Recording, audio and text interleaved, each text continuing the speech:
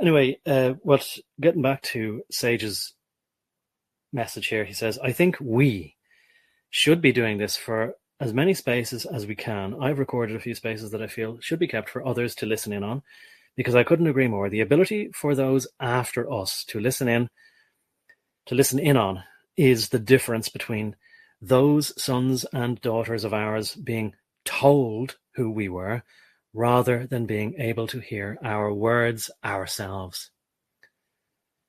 Yeah, I wholeheartedly agree with that.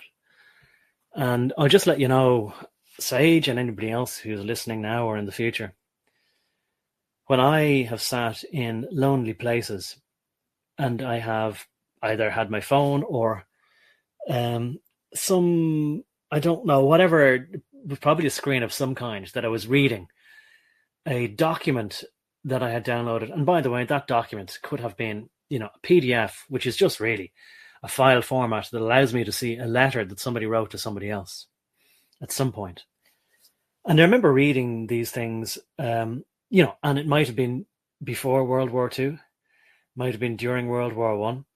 But some of the ones, even in the 1960s, like from the late 50s and the 1960s, those ones really got to me because I kind of feel, I suppose, like, of course, a lot of this is emotion and how it affects you. And I just, for me personally, I feel that is, I feel it's recent history because I was allowed to form the erroneous presumption or precept or whatever, right? That history ended when World War II ended. And we have been living in the postmodern, post-history stage of world history.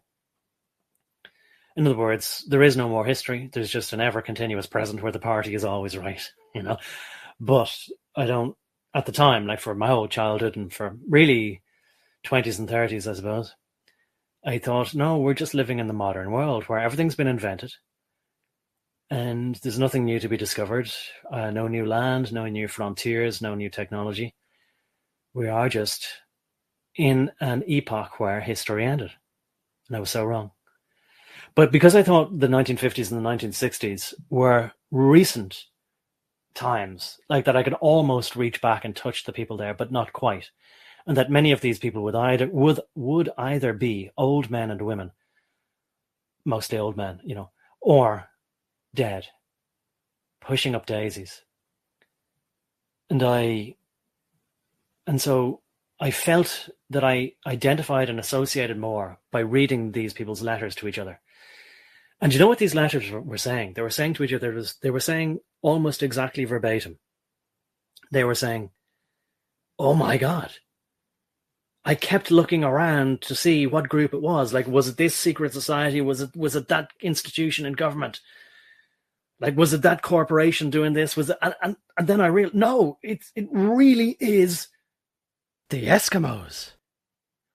And these people saying to each other, like, over correspondence. And this is why then I realized all these things, why it's a federal offense to interfere with the mail, so that at least you could be guaranteed there's high sanctions for people eavesdropping on you or steaming open your envelopes, right?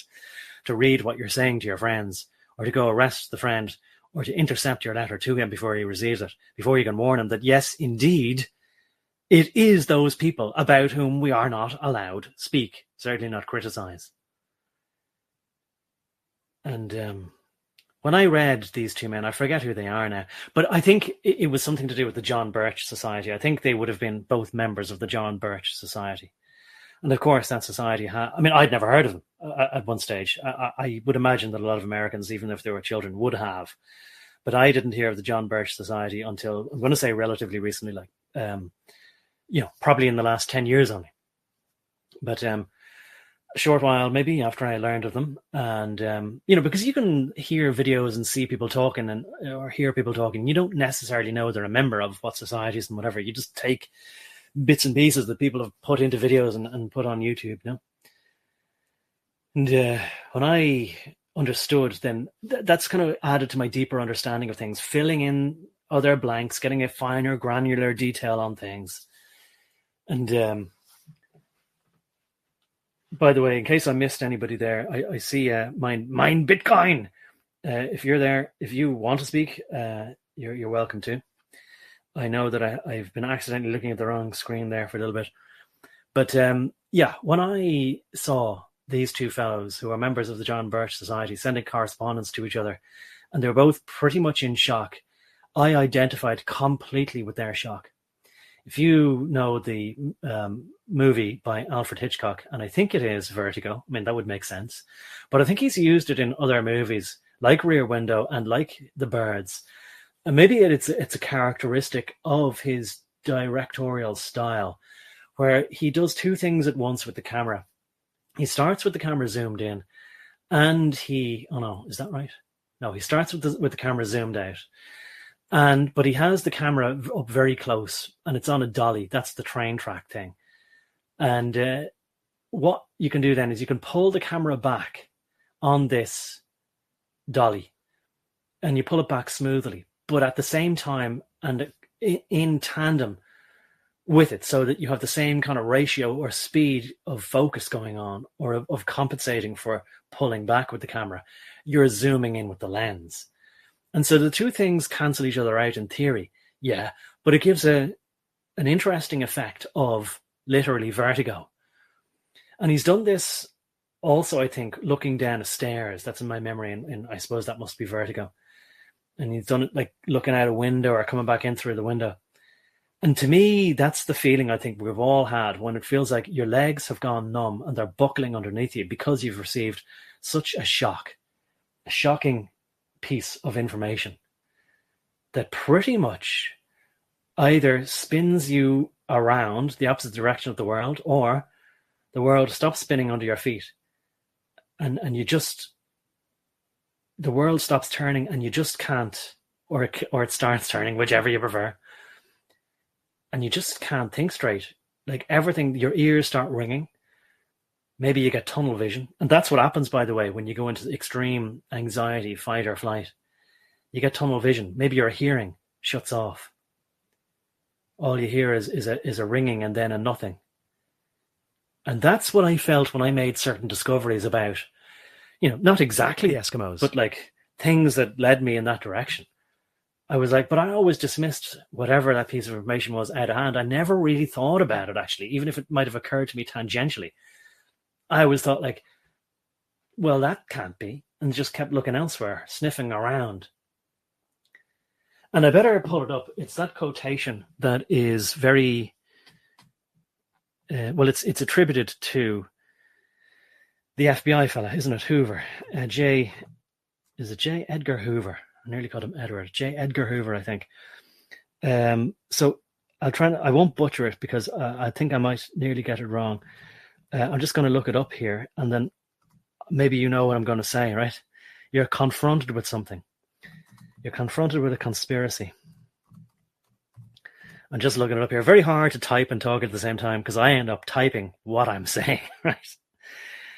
But didn't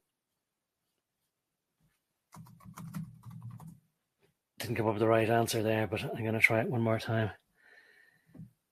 The individual is handicapped by coming face to face with a conspiracy so monstrous that he cannot believe it exists. And that describes perfectly what I gleaned from looking at these letters, as I say, contained in a PDF. And to me, those are the kind of things, if you could ever get a normie to sit down and read, I sometimes think that those subtle things don't exactly amount to proof, because of course, after all, it's just hearsay if one person is saying it to the other. But like these people are saying, here, I discovered this. And once I discovered this, I could no longer deny that it is them. And yeah, when I kind of realized that these men either are very old men now or long gone, that I had a connection with these men, even though not only will I never meet them, but maybe I didn't even tread this earth at the same time as they did. And yet I have more in common with them than I do with pretty much all of the people around me and in my life.